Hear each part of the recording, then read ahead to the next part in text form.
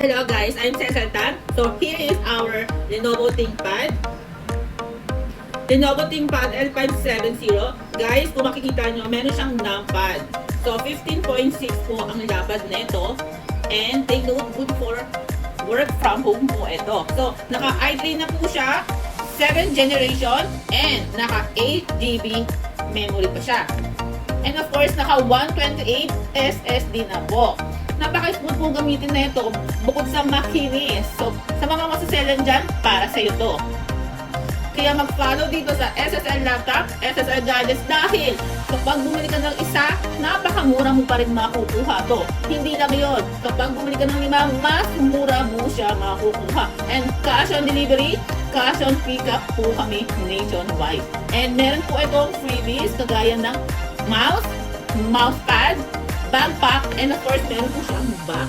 Okay?